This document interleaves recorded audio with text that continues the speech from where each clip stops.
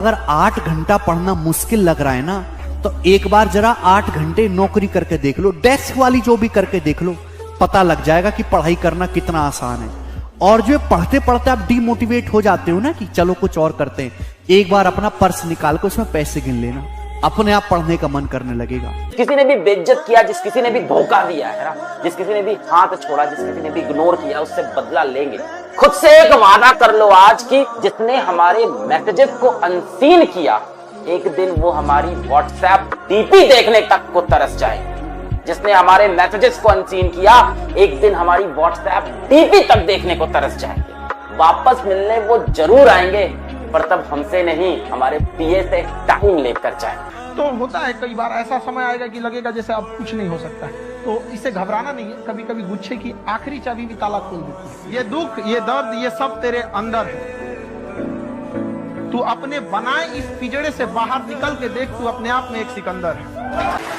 आज के जमाने में बहुत लोग पढ़ रहे हैं। 10,000 वैकेंसी आती है तो उसकी तैयारी करने वाले 30 लाख बच्चे हैं। 10,000 वैकेंसी की तैयारी करने वाले 30 लाख बच्चे हैं। तो थोड़ा बहुत पढ़ के काम नहीं चलेगा। आप भी उतना ही पढ़ रहे हो, आपका साथी भी उतना ही पढ़ रहा है और उसका साथी भी उतना ही पढ़ रहा है। आपको अपनी 110% ईमानदारी से पढ़ना है। या तो बिल्कुल ईमानदारी से पढ़ो कि मेरे पास पढ़ने के अलावा और कोई ऑप्शन है नहीं, वरना मेरी जिंदगी खराब हो जाएगी। ऐसे पढ़ो कि मेरे पास इसके अलावा कोई रास्ता है नहीं जिंदगी में कुछ करने का। बिल्कुल पूरी जी जान लगा के पढ़ो, या फिर पढ़ाई लिखाई को साइड करके कोई दूसरा काम करिए, तो भी आपकी तरक्की होगी, किसी भी काम में लगोगे। जो लोग बीच के रास्ते पे चलते हैं उनकी नहीं नौकरी लगने वाली। बेटा या तो बहुत हाई एकदम खतरनाक भयंकर पढ़ो कि दुनिया तुमको देख के रो दे, या बिल्कुल मत पढ़ो। बीच के रास्ते से केवल आप अपना टाइम खराब करोगे।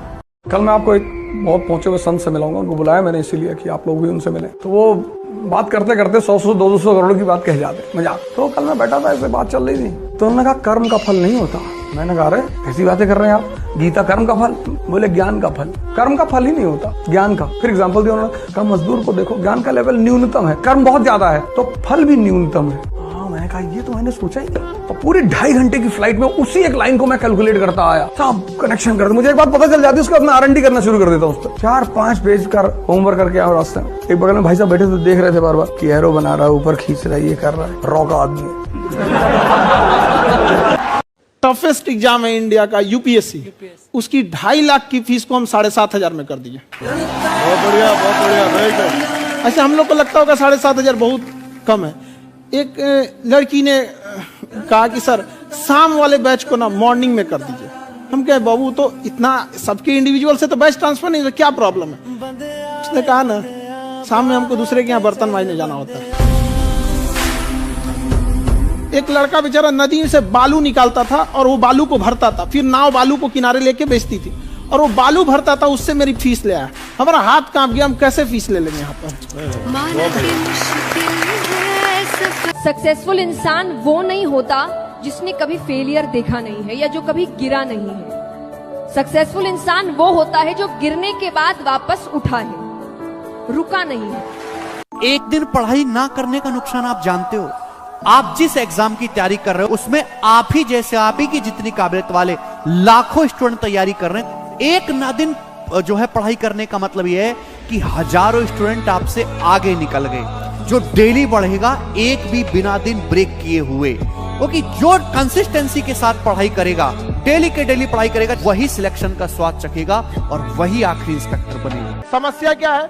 जिस उम्र में करियर बनाना है ससुरा, उसी उम्र में दिल लग जाता है।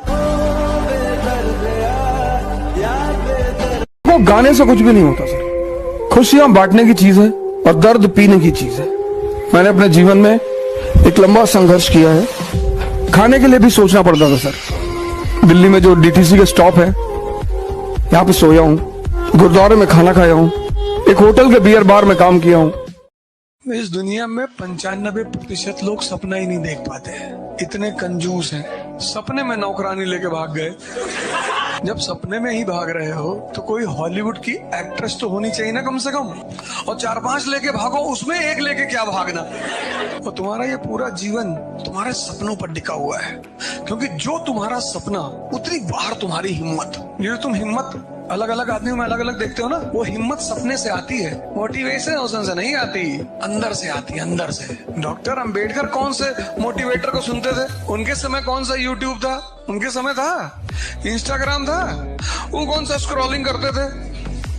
उनका यूट्यूब यहाँ था, ऐसे आंख बंद करते थे और सोचते थे पूरी दुनिया पे कब्जा करना है।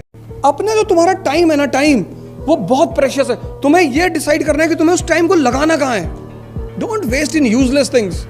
Weather you are a girl or a गाय, इससे मैटर नहीं करता। जिन चीजों को तुम दोबारा ला सकते हो उनमें टाइम लगाना ही नहीं है। तुम्हारा दोस्त कह रहा है you don't have a time for me, I will not talk to you, तुरंत नंबर डिलीट कर दो, तुरंत उसी दिन। उस पर डिस्कस ही नहीं करना, समझाना ही नहीं उसको कि मेरा मतलब ये था। यही मतलब है जो तुम समझ रहे हो, यही।